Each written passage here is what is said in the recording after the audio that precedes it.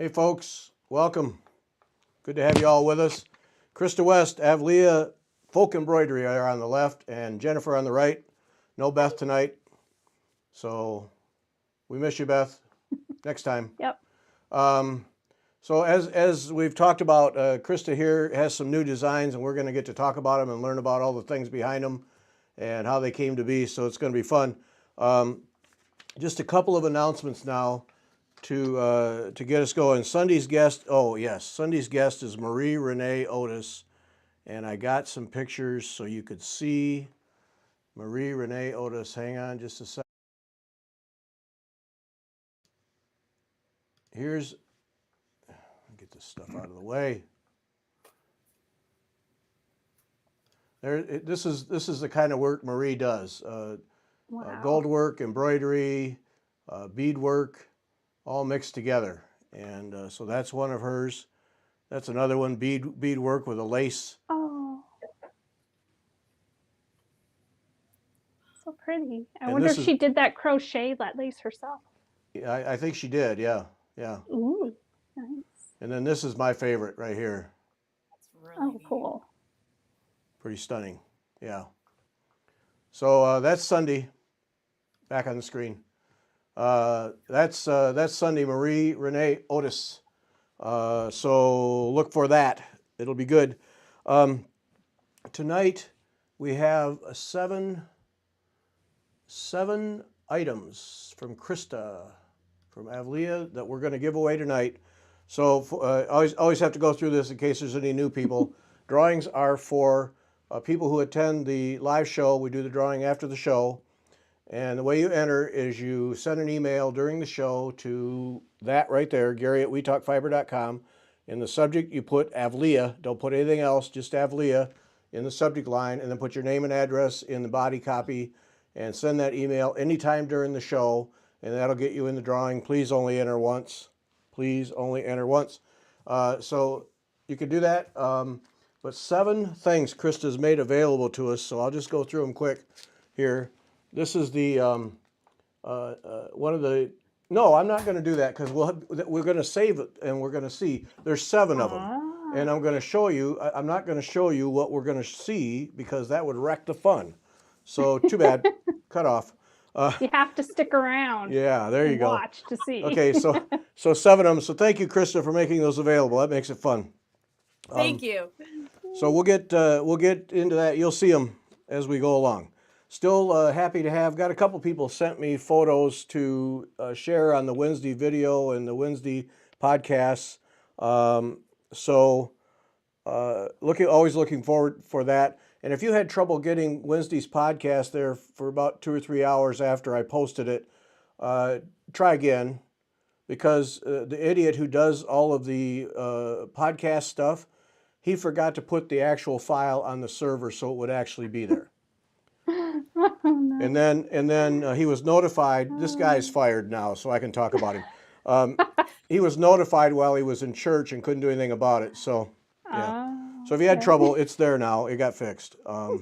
Sorry. Oh my. As I said to one person, that's what I get for working late at night and being in a hurry. Yep. And not testing. Mm-hmm. I will test from now on. And then if you want to share your work with us at a Stitch Hour, we would be happy to have you. Just let me know, Gary@WeTalkFiber.com. And it's really easy to do and a lot of fun. So let me know, because always looking for those kinds of people. Last week's winners of the Gay-Ann Rogers charts, and those are in the mail a couple days ago. Ruth Ellen Burns won, Rebecca Visnicki, and Kathy Zabo, not sure which. Kathy, let me know sometime how to say that so I get it right, because I think it's the second time she's won. So Ruth Ellen Burns, Rebecca Visnicki, and Kathy Zabo. Your charts are in the mail if you don't have them already. So that we have that. That's all I got. So what do we got here got anything on the screen there, Jennifer? I don't know. Well, Sandy is very thrilled with the Avlea kit that she won a couple weeks ago. All right. And she's going to ignore her whip go so she can work on the kit. There we go. Total commitment. We gotta like that. You know, sometimes you just gotta let whip go. So, okay, so Krista, we got yeah, there you go. I've done that. already. Yeah, me too. Krista has, we have 4 new designs tonight. Yeah. Yeah, 4 new designs. So we're going to talk about them, interesting stories behind them. So, we might as well get going here. So Okay. I'm gonna take stuff off the screen, folks. So do the email thing. I'll put it back at the end of the show, but I'm gonna take it off so it isn't in the way of what Krista is showing us. And so get your emails in if you want to be in the drawing for the 7 items that Krista has made available to us tonight.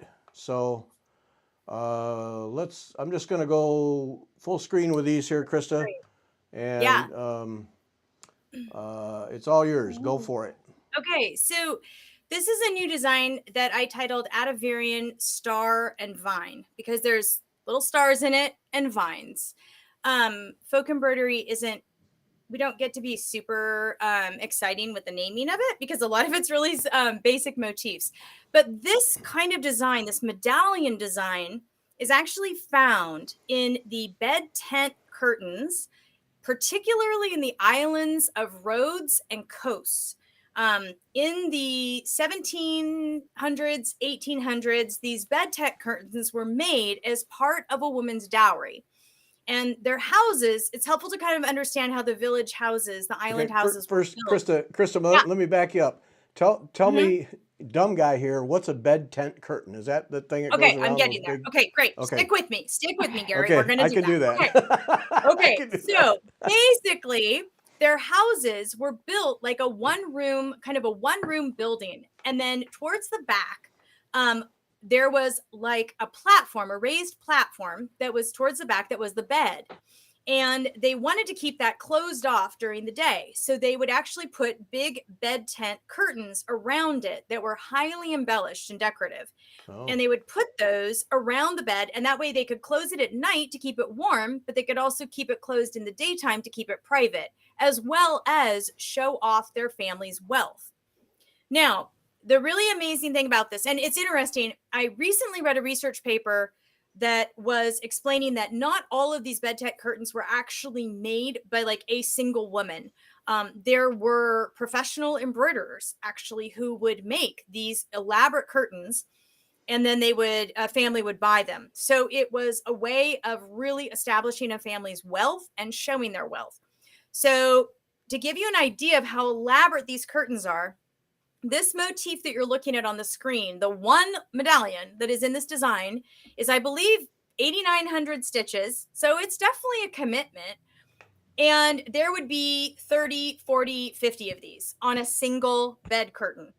And they're usually arranged in rows. So you'll have a long vertical row of motif after motif after motif with a little bit of white space between them.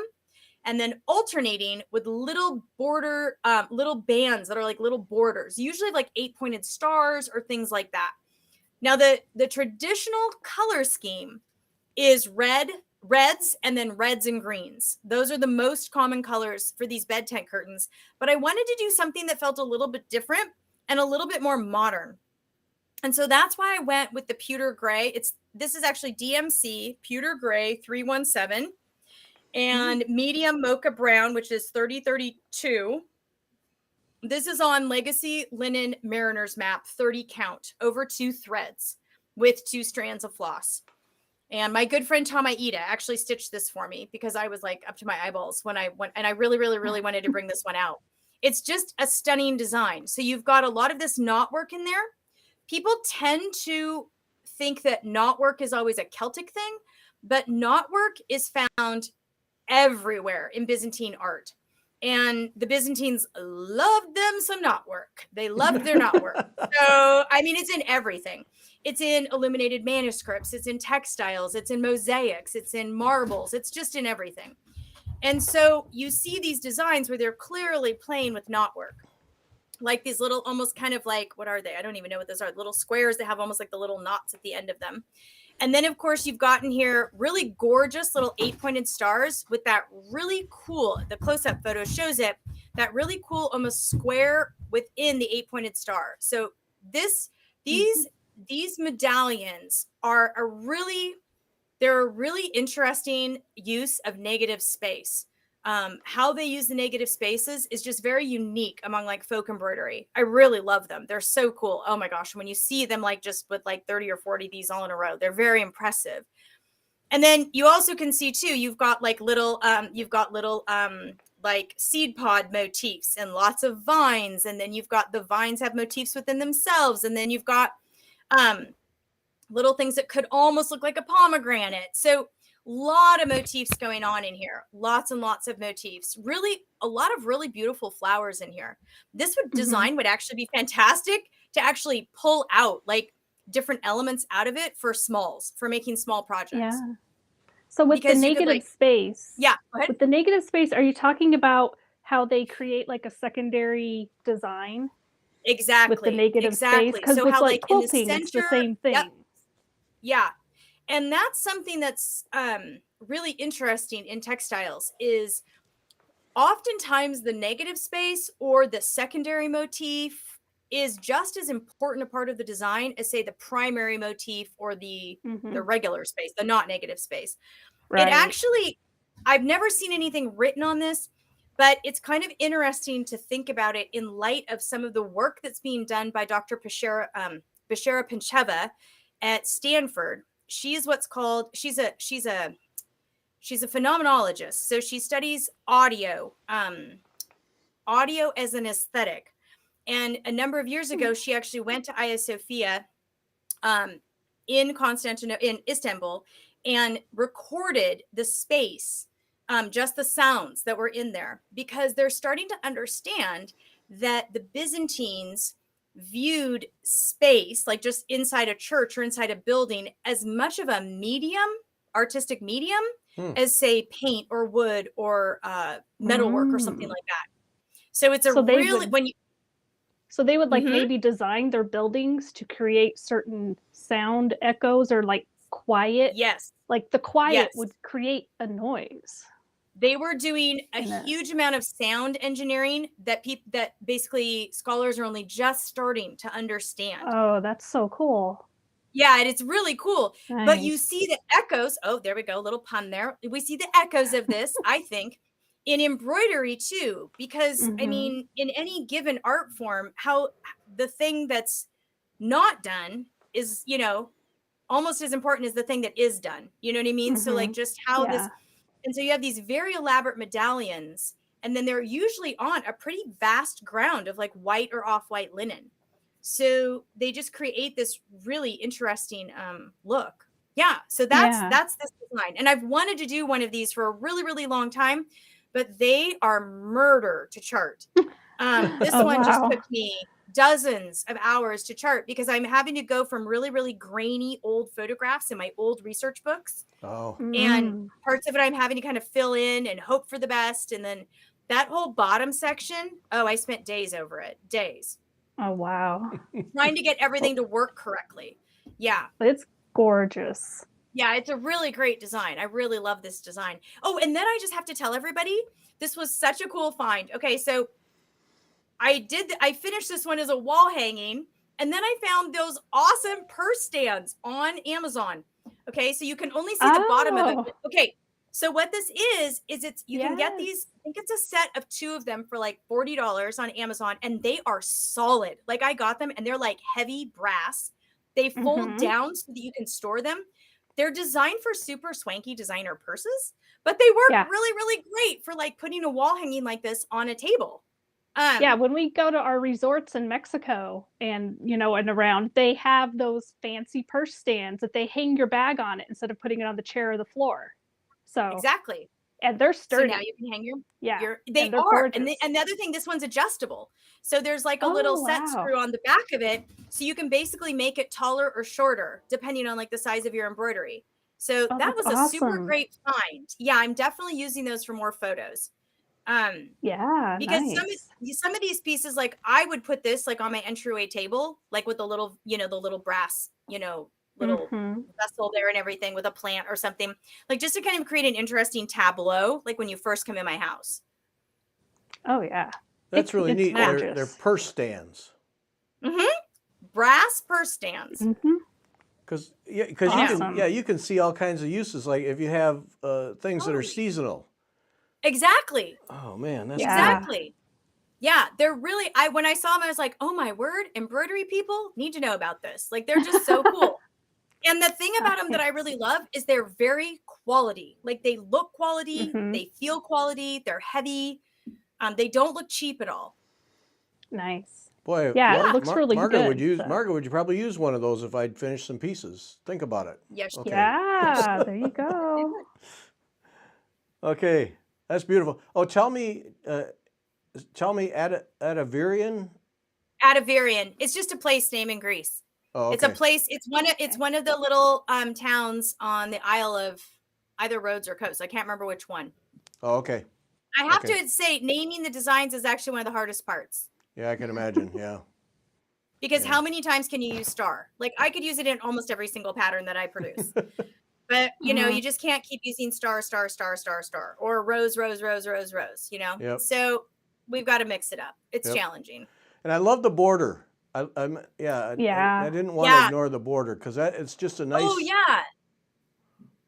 That's all me. I'm sort of queen of the mini borders. So I just feel like those little borders are such an important part of the design because they're like this little internal frame for the design. So I oftentimes, not this design, but on some designs, I spend more time on the little tiny outer border and getting that like exactly right where I feel like it harmonizes with the design than I do in the entire pattern. It's actually kind of embarrassing. Like, I will spend more time on those 5 squares, that height, those 5 rows than I do anywhere else in the whole design.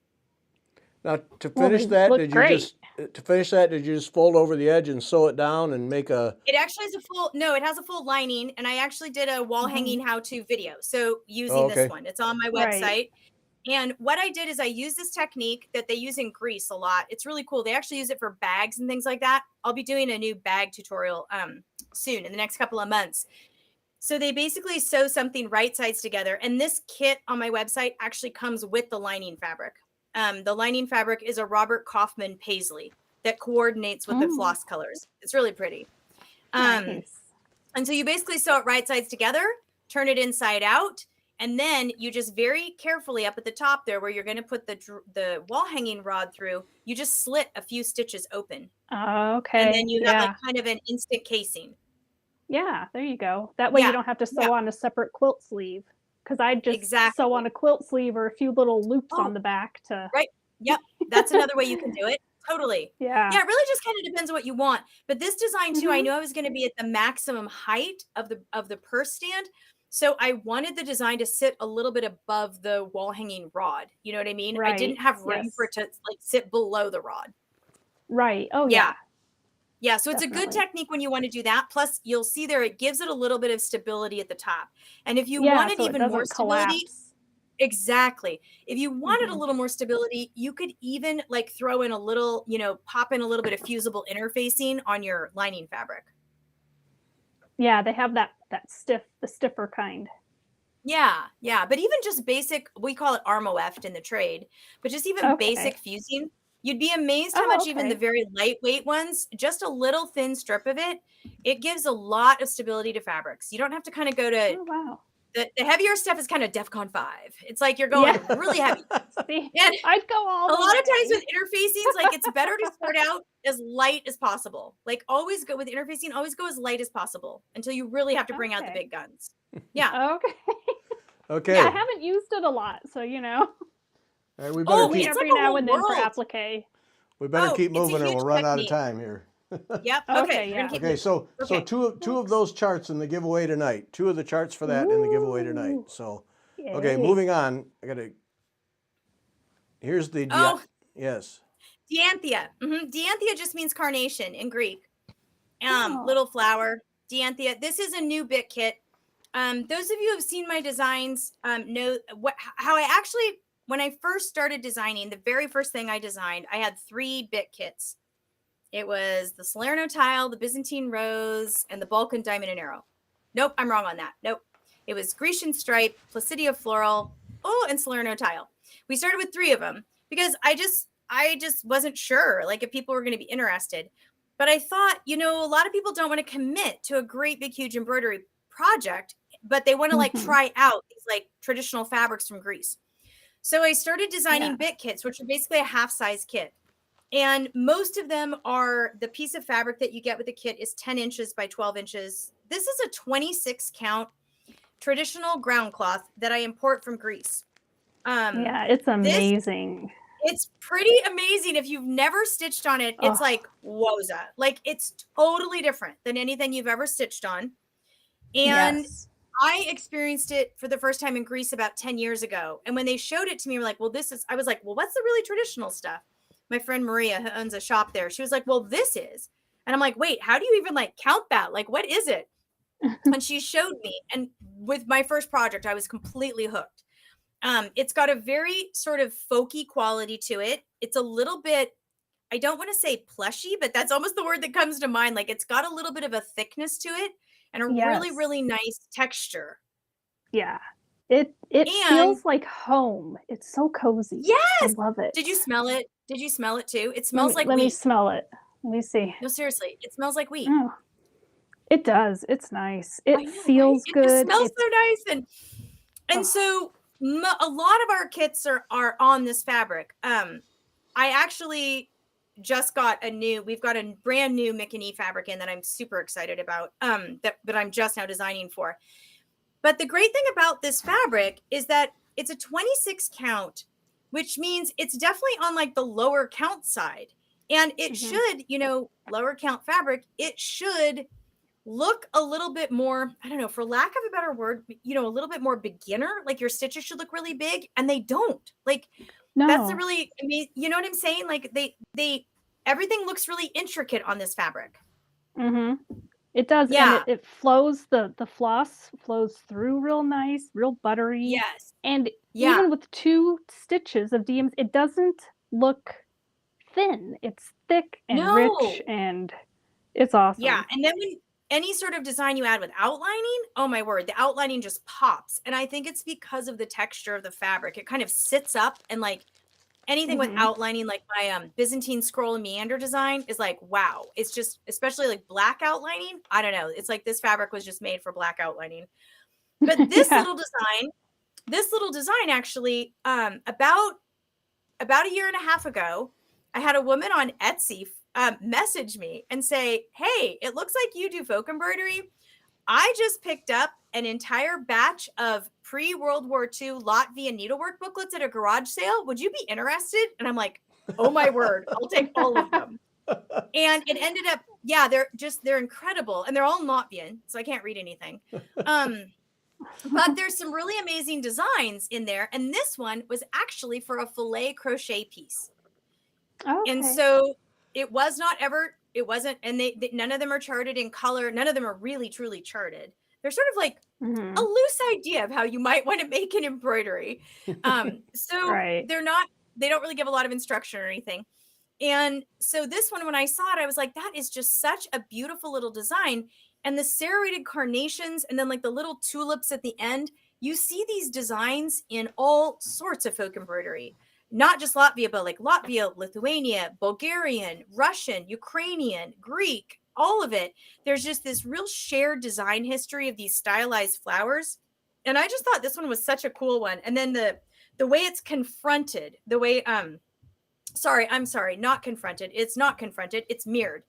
But the way it's mirrored, I just loved that. I just thought it created a really, really unique design. So we just added that one to our little bit kit lineup. And I will just say right now too that I am getting better at the photos.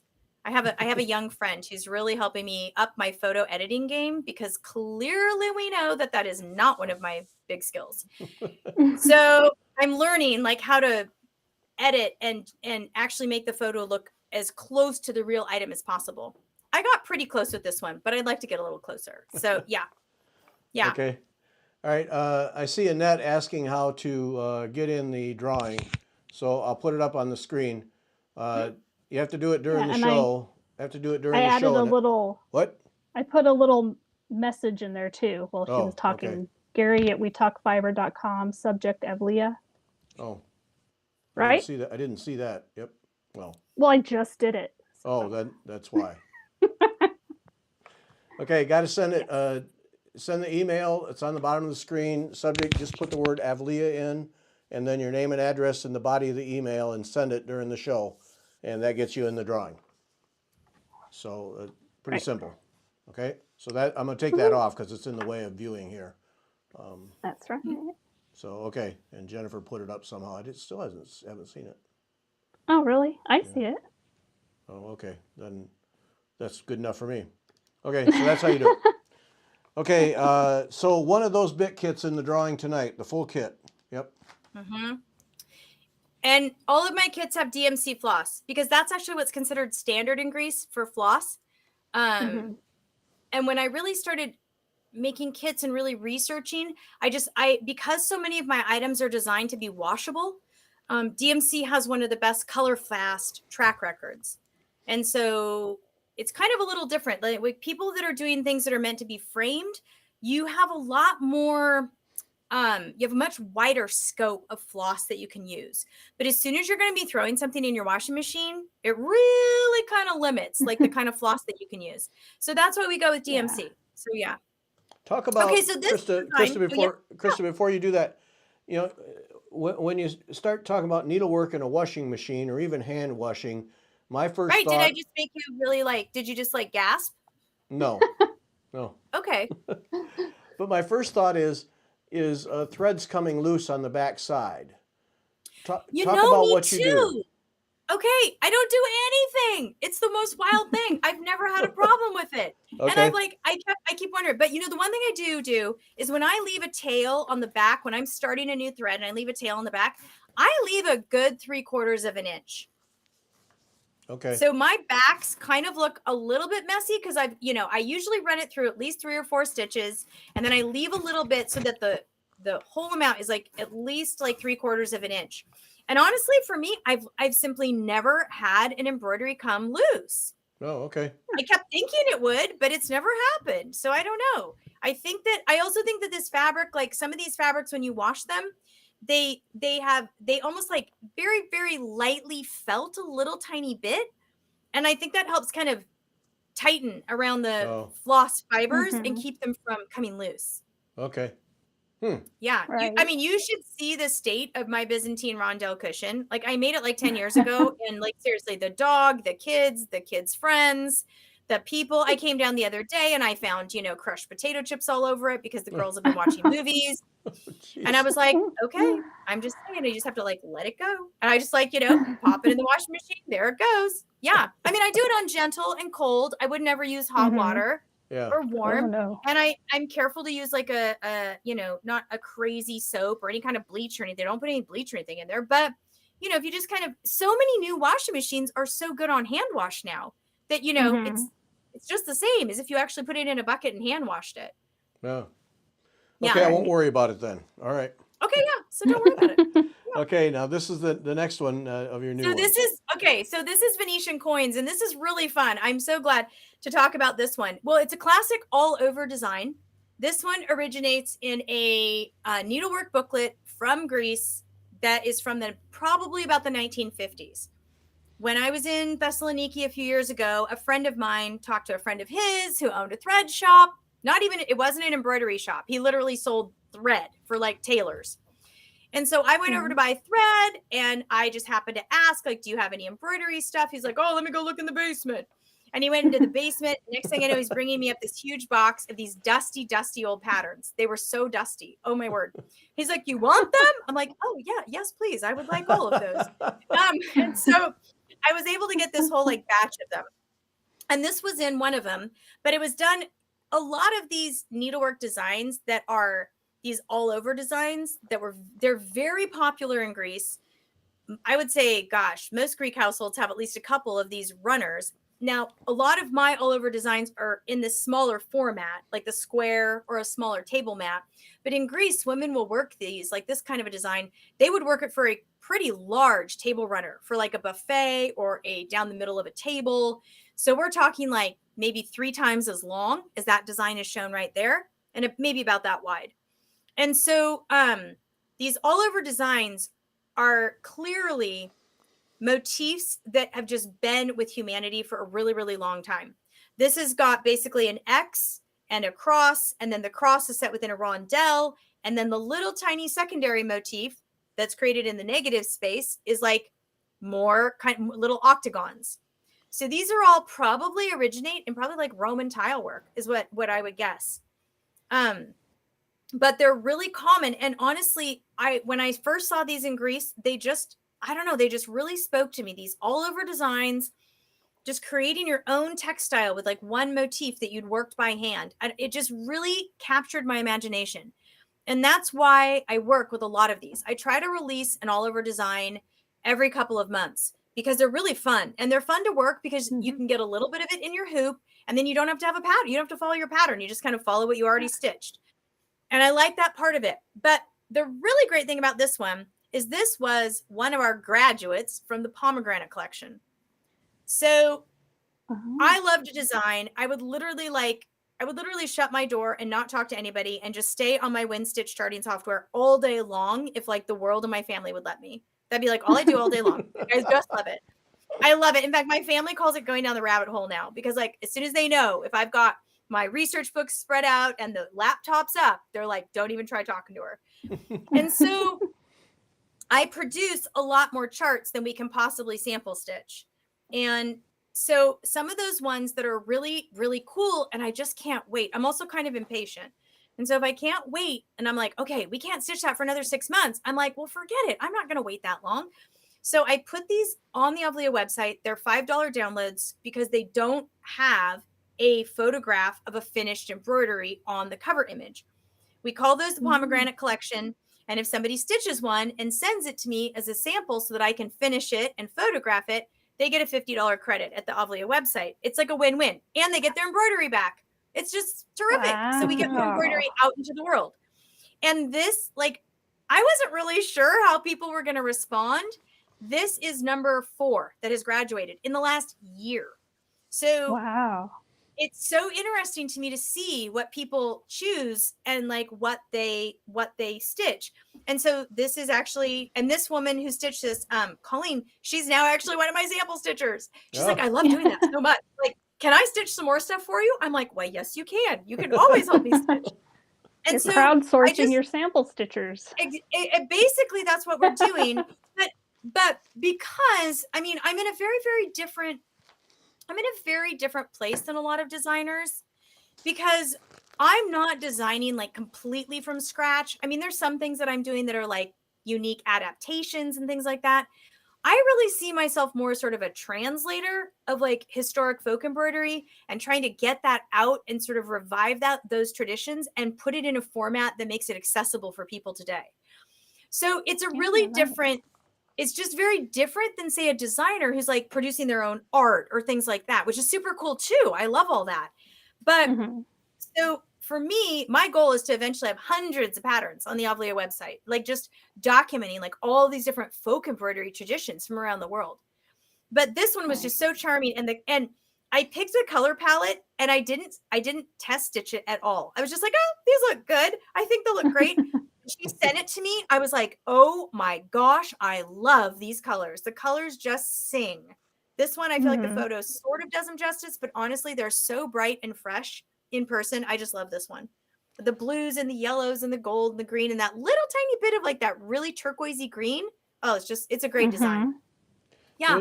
Krista, in your research, have you seen preferred color combinations that like do regions have?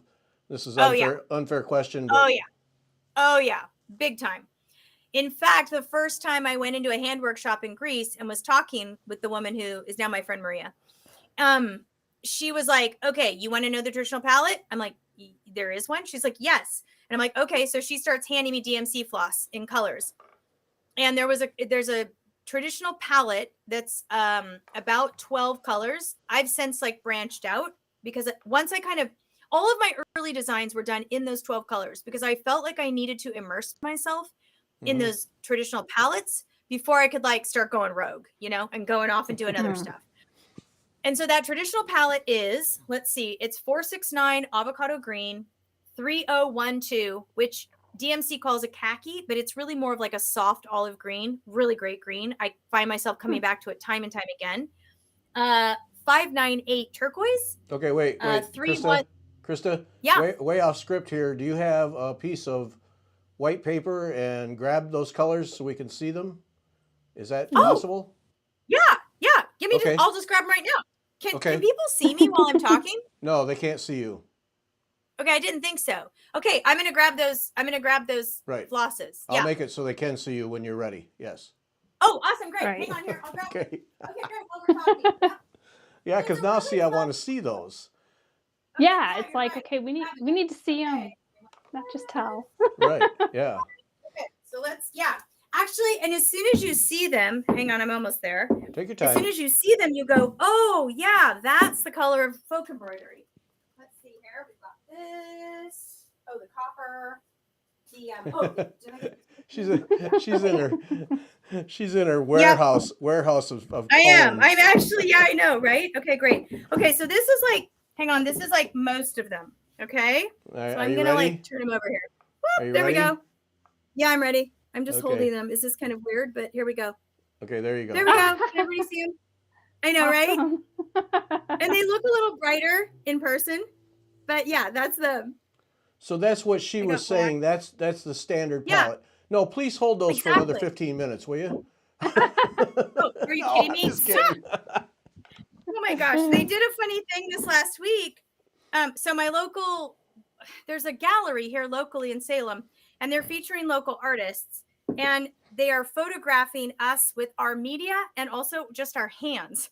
And so they sent out a photographer this last week, and it was really funny. And so she was like, oh my word, we need to photograph you with all these floss cones. So she did all these photographs with me and my floss cones. It was really fun. So Didn't you put one of those pictures up online? I did. I think I It was saw such that. a funny. They were like, we need something whimsical. And I'm like, I don't think I've ever had anybody take a whimsical photo of me. So it was like kind of a funny thing. Yeah. Yeah. Yes, I saw that. So now It was cute. that palette, do you draw from that a lot? How do you use that? Is that a starting point? All the time.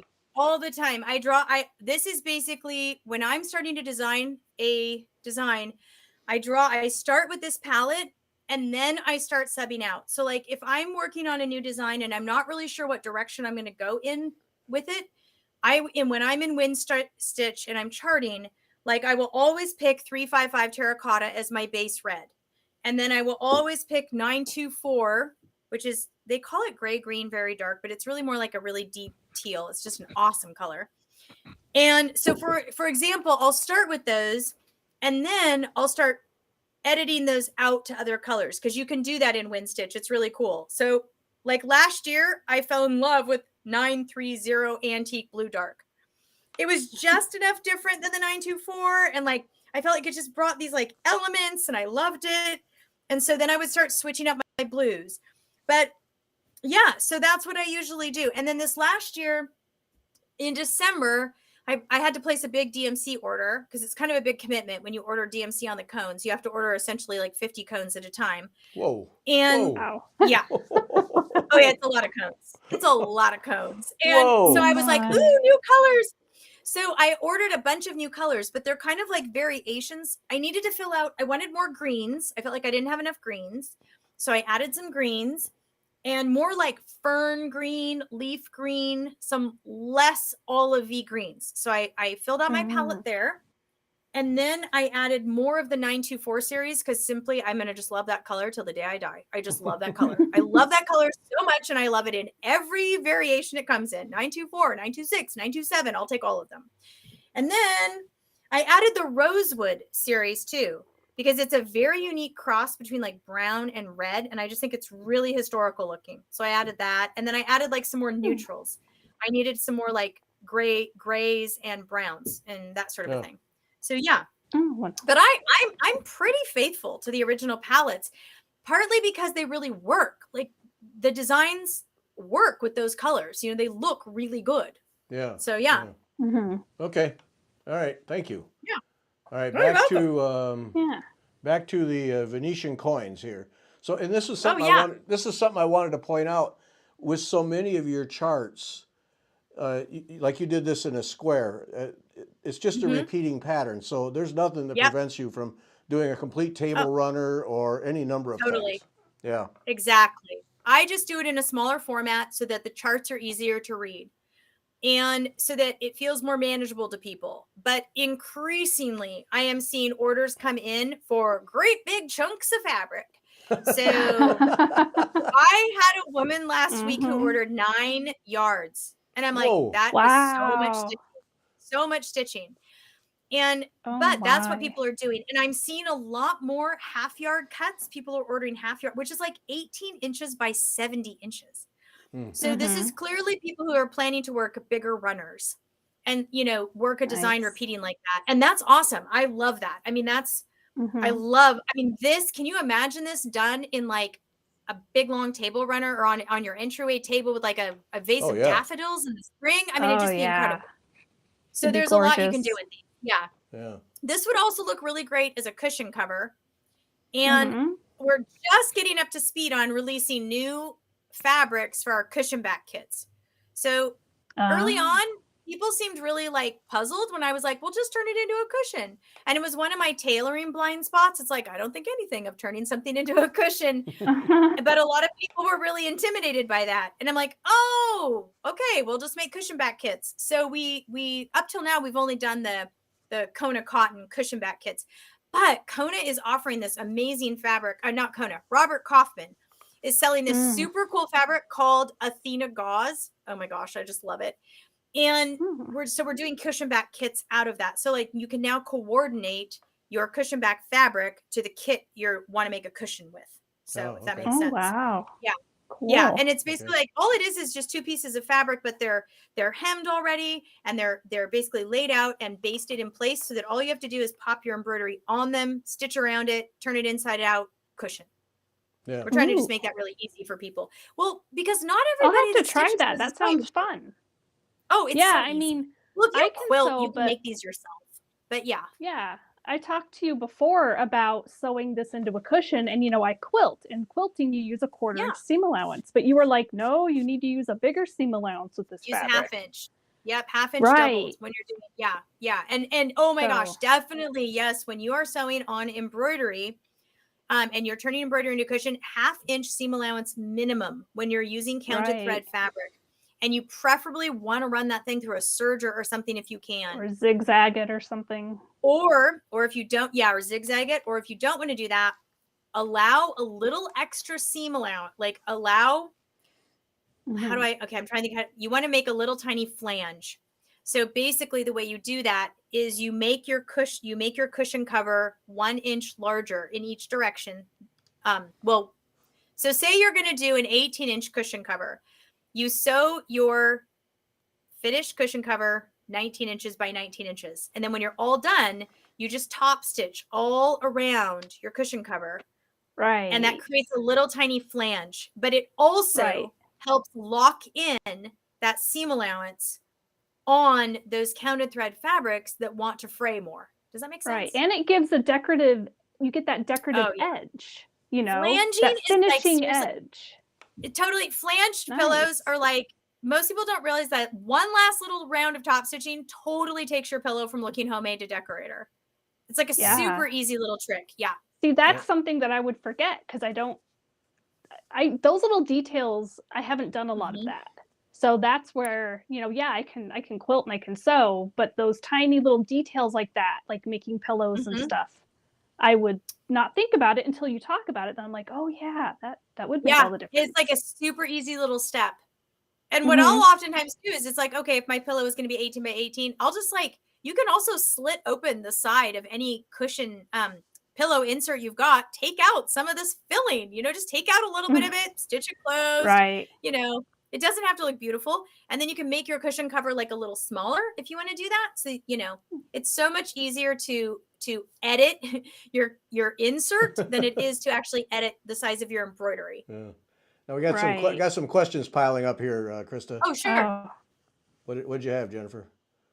What? Oh, sorry. Zippers. You don't do zippers, right? Do you do? I don't. Zippers? No, I don't here's like zippers. The secret. I'm terrible at them. I actually make my living by sewing, and I am absolutely horrible at zippers. There are some things, that it's just not horrible. Your favorite and thing. There's a technique and there's tricks to them, and I just don't work with them often enough. Plus, I'm always a little nervous about using a zipper with an embroidered cushion cover because it's like, ooh, the potential for snagging is there. Yeah. So do you do that overlapping pockety thing? The envelope. It's called an envelope cushion back. That's what I do. It's actually like super low tech, but it totally gets the job done. Yeah, and if you want, you can always sew on a couple little ties to make it pretty to tie, or you a know. button, or totally. You can totally adapt that however you want. If you think you need to. Yeah, the reason that most people have trouble with that technique, or they feel like maybe it doesn't look secure enough, is they may not be overlapping them enough. Right, but I overlap too much on one, and then whenever I'm putting the pillow in, it ripped a little. I know, right? I did that with a design. I know the sample pillow I did for the Taproot magazine. I way overlapped it, and it was like, it's so difficult to get in that pillowcase. Yeah. I've done that. Yeah. But it's like, oops, next time I won't do it like that. Exactly. I know. Okay. So there's kind of a sweet spot, and it's about 3 inches of overlap. Right. All right. Somebody was asking for the colors from that basic palette, and give them to me slow because I'm going to put them on screen. I'm going to type them out and put them on screen. Oh, sure. Okay, so the basic palette. Go ahead. Yeah. 469 3012 924 832 317 355 351 349 310, it's black, 729, gold, 598, turquoise. Okay. There you go. That's most of them. So there's I'll put them on the screen so people can write them down. Yeah. There you go. And then the program you use to design with, you said WinStitch? Oh, I use WinStitch.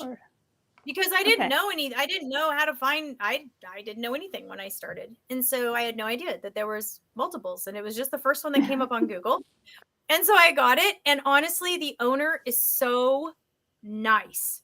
He responds to all of my emails, and I ask super stupid questions. And he's no, I'm not kidding you. I asked I didn't even know how to do copy and paste when I first got it. And he's like, Krista, it's the Control V button. And I'm like, what? Just like my computer? And he's like, yes, Krista, it's Control V. I'm like, okay, thank you. Oh my goodness.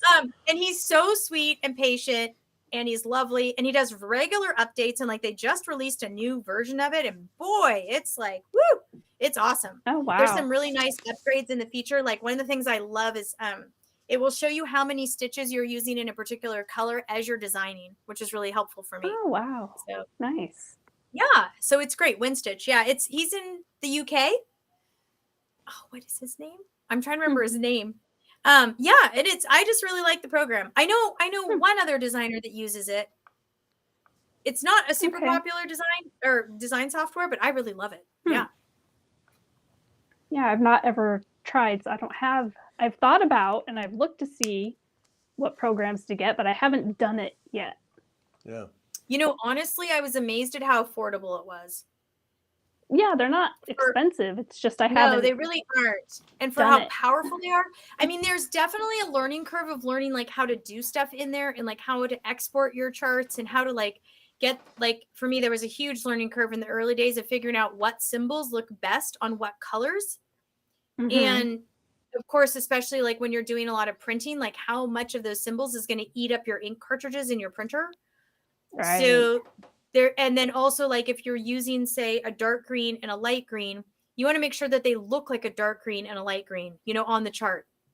So there's definitely a learning curve there, but it's an awesome program. I love it. Nice. So much fun. Yeah. Awesome.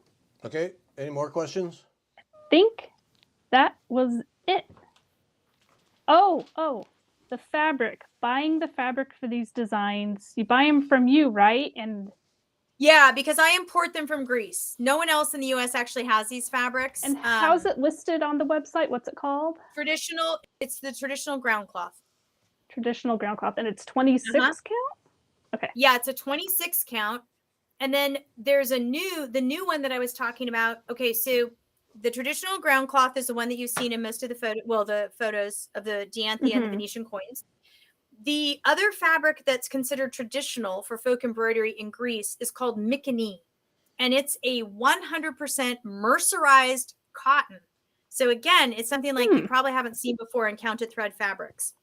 It is very crisp, very high stitch definition. And I've had it in a 30 count white and a 30 count. The color in Greece is called sakari. It means raw sugar, but it's a very kind of dark ecru. People either love it or hate it. It's just, there is no middle ground with that color. People love it or hate it. And so I've been asking my mill agent, like, please, don't you have anything that's ivory? I need an ivory. Please give me an ivory. And so finally, just last month, I got a Mykonii in an ivory, but it's a 26 count. So it's perfect. It's basically the more sort of highbrow, sophisticated, sister of the traditional ground. A little more polished. Okay. Super easy to see the threads. And I'm actually working on a design right now. The one that I just posted on Instagram, I think it was yesterday or a couple days ago, about how to do a design when you're working on a border. That's on the new Mykonii 26 count. I am loving it. I've been stitching on it for about 4 weeks now. No, 3 weeks now. I love this stuff. I am in love. Nice. And I thought it was just me. And then I have a sample stitcher that I sent something to. I'm like, I'm going to send you the new Mykonii. Let me know what you think of it. She was like, oh my word, I love this fabric. I'm like, okay, good. It isn't just me. Yeah. Nice. So we're both geeking Another out one over I'll it. have to try. It's really different. Yeah. The thing about the Mykonii fabrics is they don't tend to wrinkle the way that linen does. They tend to have more drape, and they're less crunchy, if that makes sense. They just have less stiffness and crunch and wrinkle factor. So it's a very, very different thing to stitch on than linen. Yep. Right. Nice. Yeah. Yeah. Okay. Nice. All right. And then you have listed on your website how much the traditional fabric is. It depends on by yard, or is it pretty much? Yeah, we sell it by a quarter, which is 18 inches wide by 35 inches long. And then we sell it by the half yard, which is 18 by 70, and then by the full yard. Right. Okay. All right. All right. Let's get Check back the to. I know we got charts to see. Was that all you had? I think there, the last Jennifer? one we were going to talk about was Evangeline border. Yes. Oh, okay. Oh. Okay. You're caught up, Jennifer? I think so. Okay. Back to this. And saw that. So here's the Latvian berries. That's Latvian berries. That's another graduate of the pomegranate collection that's coming out in just a few weeks. So I'm sorry it's not on the website yet. I just haven't got there yet. But it's really a fun little piece. And this one actually originated in my cache of Latvian needlework booklets. And it was just so charming and so cute. I was like, it just really is eye-popping when you see it in person too. It's really neat. Yeah. So that's another fun little table runner. Is this on the traditional fabric? Yep, that's on the traditional ground cloth. But if you did it on the Mykonii, if you did it on the other one, would it take it to the next level? I think it's actually very once you saw the design, on the white Mykonii, it'd be very crisp. It'd have that very crisp, Ukrainian, Romanian embroidery look. So it'd have a little bit different look, but very cool. Either one would be great. Yeah, absolutely. Yeah, that's a good suggestion. Yeah, that would be great. That's gorgeous. Maybe we should do that. Okay, I've got to think about that. Okay. Awesome. Yeah. And again, really great use of solid lines of stitching. That whole section in the middle that are just those little solid lines with a little tiny motif. I mean, it just adds so much. This is another one that really is an amazing use of negative space. Filling that middle portion of the table runner that you're going to cover up by putting a vase on or a candlestick or something, but it still feels like it has some style there. It's really cool. Oh yeah. I love the way so much of your stuff is just made to be used. Oh, absolutely. Yeah. Yeah. I'm all about using embroidery. Surround oneself with as much embroidery as possible. Kind of my personal motto. Yeah. And so this is coming out when? This is Latvian berries? It's coming Just out in a when? couple of weeks. Basically, Okay. as soon as we can get caught up and make the kits. Okay. Yeah. I just did an article for Taproot Magazine that's coming out in their May issue that's all on the use of heirlooms. And so they ordered way more kits than I expected. And so we've been madly making up kits for the last like 2 weeks, trying to get their order out the door. Yeah. So we should be caught up in a couple days. Yeah. But this Okay. last one, the last one Yeah. is Evangeline Border. Oh. Okay. So this one's really fun. So this has a really cool story behind it. When you go into most Greek homes, it's really common to see them have like a little wall hanging somewhere near the front door. And it's this just beautiful little tradition. And sometimes they're embroidered and sometimes they're like filet crochet, but they typically are like this where they'll have some sort of border design. And then the middle has a little saying. And sometimes they say Kalimera, which means good day. And sometimes they say Kyrie eleison, which means Lord have mercy, which is very common in Greek homes to have something that says that. But they're really beautiful. And when I saw this design in an old needlework booklet, I was like, wait a second. And it was actually in really a horrible color scheme. In fact, I almost like just ignored the design because the original colors were so epically horrible. They were like oranges and browns, and it was just, wow, really awful. Is that your honest opinion? Your honest opinion there? That's my honest opinion. I know, right? You can see how I feel about orange and brown. Not a huge fan. So, so I saw it and was like, wait, that design is actually really, really beautiful. And there's really cool flowers and like the mix of like checkerboarding and like, it's just got a lot of cool stuff going on. And I was like, okay, it's all being hidden by the colors. So this was one where I started out with my basic palette. And I actually tried 2 other palettes. I tried a blue version of this and it just fell flat. It really needed those reds and corally pinks and greens and things like that. And then it just came alive. But what I did with this pattern is, okay, so you can see the center there where there's the little bowl with the little seeds in it. Okay, that area is blank, but that area is a full page chart that's left blank in the pattern. Oh, wow. So you can chart in whatever you want to put in there. So like if you wanted to put in like commemoration of a baby's birth or a wedding date or a saying of your choice or whatever, you can do it. And you just have that section of the chart left blank so that you can basically write whatever you want in there. There it is. Okay, great. Thanks. Yep. See, that's how we did it. Yep. That's great. Yeah. So that one could really be like, you could have it just as a table runner, the way I've got shown there. And it's a more sort of squat, almost square table runner, which would be great for smaller tables.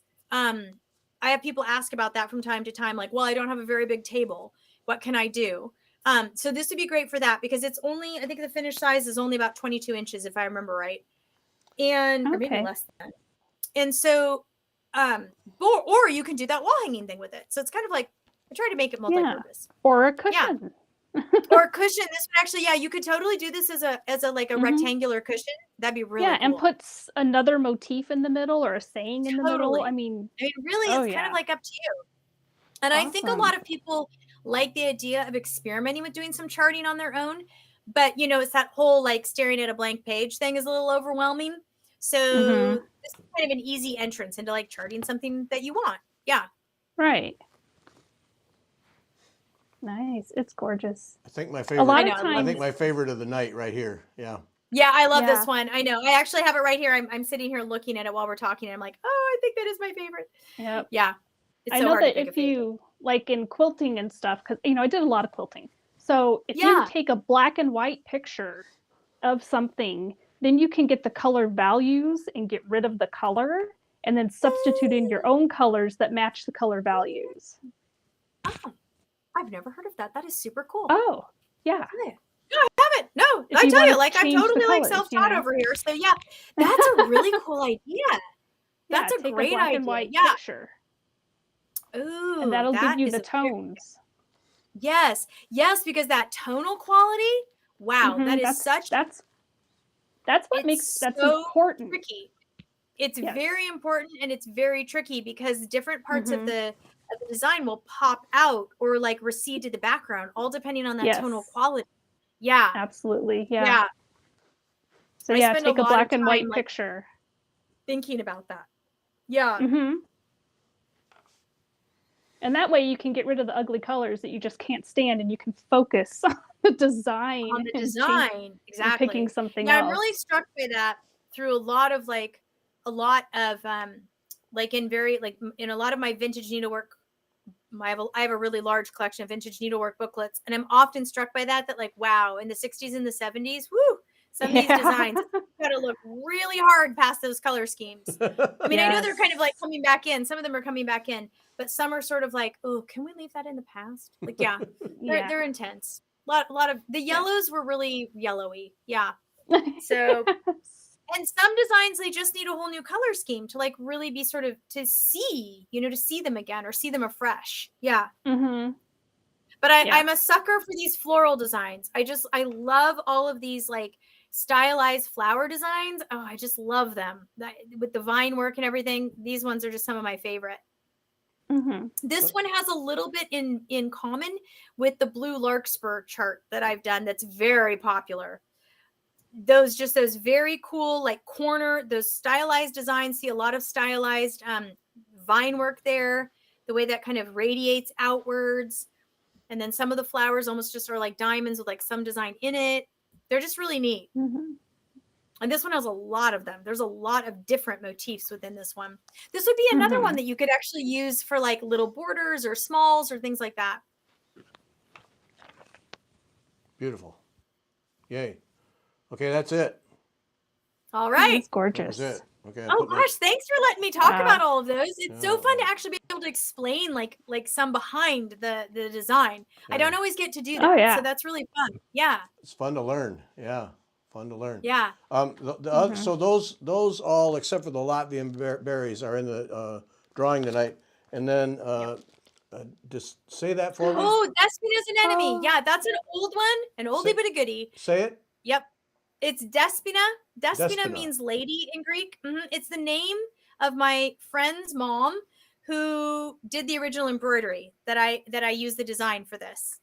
Oh, okay. And the original embroidery is impressive. It's a 3 foot by 3 foot square with that motif worked on every side. There must be 20 of those blocks at least, maybe Holy 21. smokes. Oh my gosh. Yeah, it's wow. huge. And so yeah, this is still one of my very favorite designs. Yeah. So that's a full kit. So that's in the drawing tonight too. Yep. Nice. Yep. Okay. The name of the last one. Which last one? Which last one? This one? Despina's There, anemone. I'll put it up real close. An anemone is a flower. Right. And again, that was another one where I was just trying to guess what the flower was. I go online and I research like, what are names of 4-petal flowers? Like, it's just crazy. I have whole lists of like names of 4-petal flowers, 5-petal flowers, 6-petal flowers. Yeah. Oh my goodness. I lay awake at night thinking of flower names. What was the one, the one with the bowl on it? Okay, Evangeline border. Oh, there it is. Evangeline. Okay. In case that was Evangeline. the one she was talking about. Yeah, that's One of those Evangeline. Evangelismos means good news in Greek. And so this is like, I was thinking about this, like you can put your own good news right in the center. So yeah. Yeah. And since they put it at the front door, is that kind of where? Yeah. Kind of like our welcome. Like we put up a welcome. Exactly. You could put welcome in there. You could put home sweet home. You could put whatever you wanted. I know. Right. A lot of options there. Yeah. Okay. I think we've done it. That was fantastic. Whoa. That wasn't intentional. There we go. All right. That's to get in the drawing. And then where did I put that? The color palette, which I hope I haven't lost. Oh no. I think I lost it. Uh-oh. I hate when that happens. Well, I did lose it. So, well, look back in the video. It'll be on the video. So, get your emails in now. Avlea is the subject. Only that word in the subject, and send the email to Gary@wetalkfiber.com. Do it quick because I'm going to go do the drawing. It's 3 feet that way, so it doesn't take me long. So get that in now, and you'll have a shot at the drawings. And then the website is avleaembroidery.com. avleaembroidery.com. If you want to order things, you can certainly do that. And your local shops will have them. Like I thought I saw Kim in here a little bit. Kim carries all of Yes, Sassy Jack Stitchery carries us. Yep. A lot of local shops. We're actually now in Oh, Canada yeah, there too. she is. So we're in Canada and we're just now Nice. getting ready to go into the UK. So that's kind of exciting. Oh, okay, Ooh. great. Yeah. So that's Awesome. yeah. So you get from Krista, your local shop. Kim will be happy to fix you up. And boy, it frustrates me that I lost that whole list of numbers. Ugh. You know, It come never on. occurred to me I should, you know what? I should post that. I'll post it on the Courtyard. The Courtyard is the forum on the Avlea website. It's where stitchers can go and Okay. share their stitching. They can ask questions. So we have actually this really awesome group of like newbie stitchers that come on and ask the more experienced stitchers for help. Should they buy this book? Should they not buy this book? And it's a riot. Like before I can even answer wow. their responses, like 10 other people have like answered. It's just incredible. And the great I thing is didn't that know people you can had share that. things. Yeah, so it's sort of Mhm. like this whole forum posting. It's like internal to Avlea, and it's on both Right. the Avlea app and it's on the website because we have an Avlea app, which is kind of cool. You have an app. And we do. What's We're up? actually, I What's on think the we're app? one of the first. It's just look for Avlea Folk Embroidery where you buy your apps. Oh. It's And like, can my you buy your charts there? you can and, buy like, stuff see on there, 'em? but yeah, the main reason I did the app was because it means that the how-to videos were going to be right there on people's phones and be really easy to access. Oh. But yeah, if you buy like say a download pattern on the Avlea app, it will store it to your phone and then you can just have it on your phone as you're working. So it wasn't my idea. I can't take credit for it. It was But my it's cool. lovely young like 28-year-old Wix website hosting agent who was like, Krista, you need to get with the 21st century. You need an app. And I'm like, I do? And he's like, you do. And I'm like, okay, Wow. great. So yeah, so we started the app. But the Courtyard is a really great place. And I'll make a post on that. I'm going to leave my cones out to remind me. Tomorrow I'll make a post on that too about just what the traditional palette is. It just hadn't occurred to me to do that. That's a great idea. Okay, Yeah. well, clearly I typed it in and put it back up there. So There we go. Oh, so there it those is. are the DMC colors for the palette. Write them down or get them from Krista or watch the video again. I don't, however, whatever works for you. Whatever works for you. Just do it. All right, we're going to be done. Krista, again, such a pleasure to have you. Really appreciate the time and all the knowledge. Just a blast. Thank you very much. Oh, thank you for having me. It's always a pleasure to come hang out and geek out about embroidery with you guys. All right. Yes. All right. Thanks, everybody. We'll see you next Wednesday. Bye. Bye. Okay, bye-bye.